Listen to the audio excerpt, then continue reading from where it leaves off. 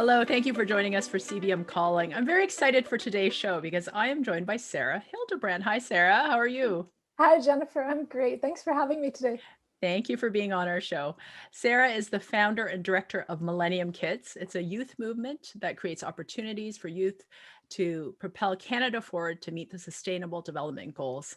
And I know, Sara, you are very passionate about encouraging youth to use their voice for justice and for the common good. We're very excited because today we're going to be talking about a very special campaign that you've just launched called Love My Neighbour, which is about global vaccine justice. And so CBM has joined this campaign as well. But before we do that, I want to just give you an opportunity to talk a little bit about Millennium Kids and tell us a bit about what your organization is about, and why you left being a lawyer, which is what your training was, to put your energy into developing that organization. Thanks, Jennifer. Millennium Kids is a grassroots organization that I started about 11 years ago when I first learned about the precursor goals to the UN Sustainable Development Goals. They are called the Millennium Development Goals. And upon first hearing about those goals, it really felt like young people, if they knew about these goals, they would want to be part of Canada keeping its promise to fulfill these goals. So those were replaced by the Sustainable Development Goals that we have now. And Millennium Kids started to create opportunities for and with young people to help Canada meet those promises. And the promises surround amazing goals like ending extreme poverty around the world, reducing inequalities, and taking care of the planet. So that was how I first learned about them at a conference and thought I need to do something about this. We had just had our fourth child about a year earlier. And so kids were really on my mind. Our kids were 1 through 9 at the time, I believe. And I knew that there was an interest in social justice in their school. There was a club that had formed and students were getting involved and wanting to have something to do practically when they were seeing on media what was taking place around the world for other kids who didn't get to live the same in the same kind of context that they found themselves. And so I was hoping to help young people to use their voice to make a difference and have an impact. That's how we began. That's fantastic. And it really aligns with one of our priorities at CBM as well, which is engaging the next generation in justice issues. And I think all of us who have kids or work with kids, we know how important justice issues are to them, especially kids who are developing their own faith journeys as well, and seeing how they're connecting all of these points together, I think in their own lives is fantastic. So we want to say yay for the work that you're doing with youth in Canada. I think it's wonderful. Now, aside from Millennium Kids, you started this ecumenical initiative that's called Love My Neighbour, about global vaccine justice. What was your impetus to start this campaign? Well, Millennium Kids, before the pandemic happened, had been teaching in schools and classrooms and helping students to learn about the Sustainable Development Goals and what that involved, fostering relationships between the students and their members of parliament, taking them to Ottawa to ask ministers, how are we progressing on the SDGs? How is Canada doing on its commitment? And will we reach our commitment by 2030 when we promised we would? But then once the pandemic started, we really put a pause on Millennium Kids as students transitioned to remote learning. Families were transitioning and didn't really have the bandwidth for thinking about Millennium Kids at the time.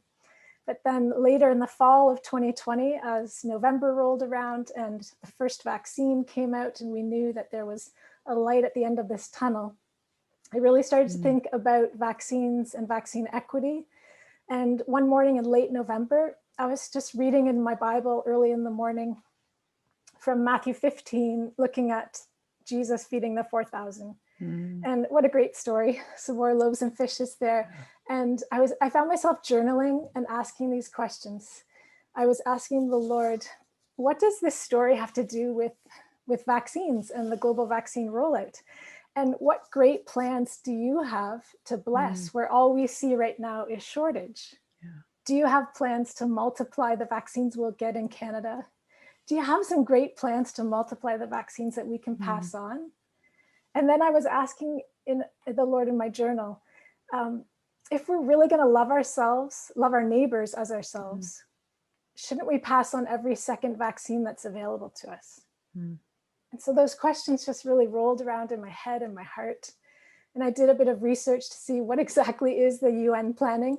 What does this global rollout, what's it going to look like? And I discovered this amazing facility called the COVAX facility, a global partnership to make vaccines available to the entire world equitably and as quickly as possible. And learned that in December, when I was doing that research, they had planned 1 billion vaccine doses for the 92 low and middle income countries that they had identified. And those doses were to be administered, delivered in 2021.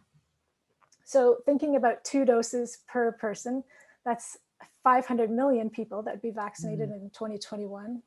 And I looked at the population of those 92 countries they had identified, and it was over 4 billion. So it was more than half the planet. And then all of a sudden, 500 million people vaccinated out of 4 billion doesn't seem like it's sufficient. So with that in mind, and just not being able to shake that simple calculation, I knew that it couldn't happen on our watch. And so I felt like people of faith, people of compassion and justice needed to arise together and say, this is not okay. We're going to do better than this. So that's where the proposal was birthed, out of those intentions, those hopes, those prayers, that we could do something together by encouraging Canadians to gift forward a vaccine each. Oh, I love that. I really do. When I first heard about your initiative, I just thought, yes, I didn't know you then. And I thought, oh, whoever this woman is who God gave this dream to, I'm just like, thank you, that you're putting your energies toward this and pulling us together to raise awareness and to do something. And I think this has been on the hearts of many people of faith, how we could give access to more people in our world. And especially we at CBM, we work with so many people around the world who we know will not have access for years. And so for us, this has been, it's really been an issue that has spoken to us. So what is your goal for Love My Neighbour? Like, what outcome are you looking for? What will make you feel like you have accomplished what you're hoping for? Our goal is to pass forward and gift forward 38 million vaccines, really, to global neighbors, one for every grateful Canadian. Oh. We really want to increase the gratitude that Canadians are expressing.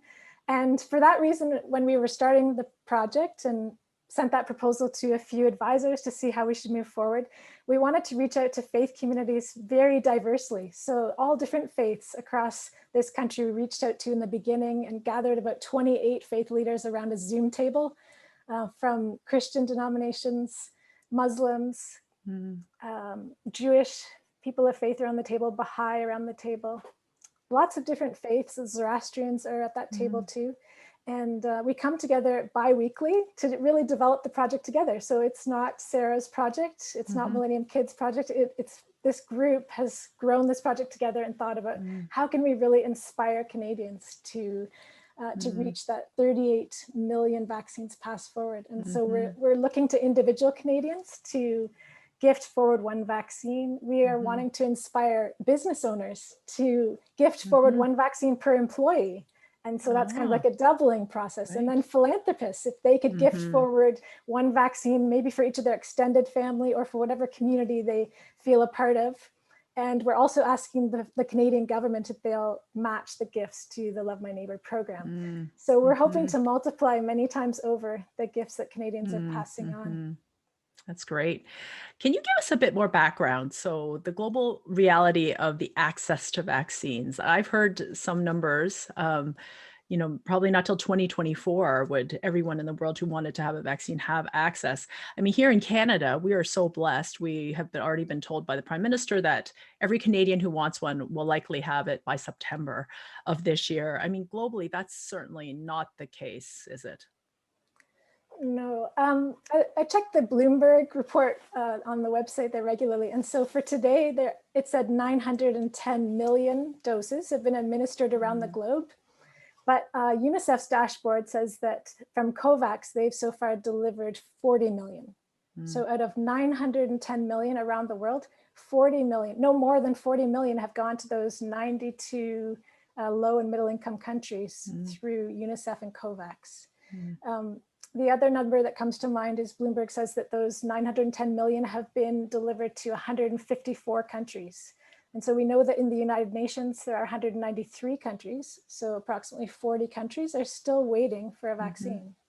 Yeah, it will At the current rates, I think Bloomberg also said today about 16 million doses are being administered daily around the world. So that's going to take us quite a long time unless we can scale up and accelerate our efforts, which is exactly what we're trying to do. And even in some of the countries that have received it through COVAX so far, it has only touched a tiny part of their population. So probably just the frontline responders, the healthcare workers, and probably nobody beyond that. And so I think, you know, even keeping that in perspective, that it is nowhere near kind of the levels that we're experiencing here in Canada, where, you know, a good majority of people now are able to have access within the next few months. That's certainly not going to be the case in most of the countries that are going to be impacted here.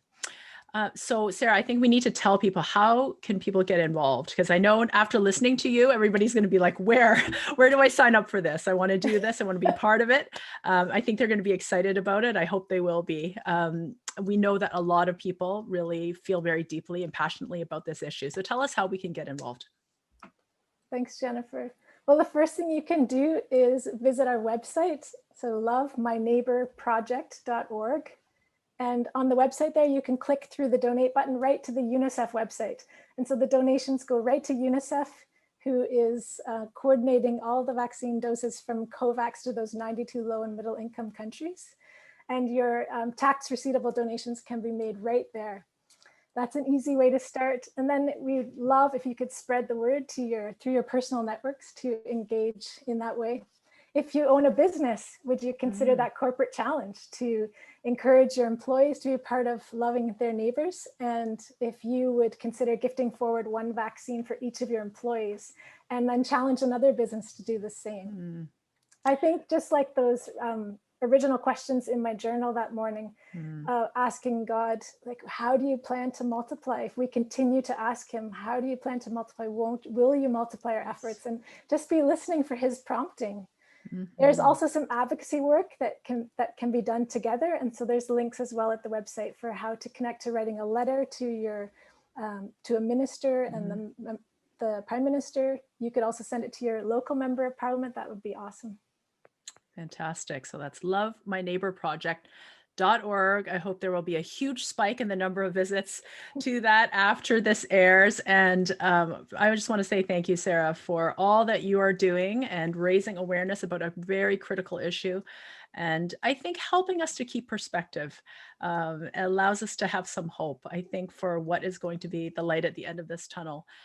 But we hope that there will be light for everyone, not just us here in Canada. So thank you so much for being on the show today and for helping us to understand a lot more about vaccines globally. Thanks, Jennifer. It was great to chat with you. And I want to give you a shout out in case people are wondering about Millennium Kids. You need to go visit that website as well. And that's millenniumkids.ca. So that's the other work that Sara does. And also very critically important. So take a look at Sara's work on Millennium Kids as well. Thanks, Sara. Take care. Thank you.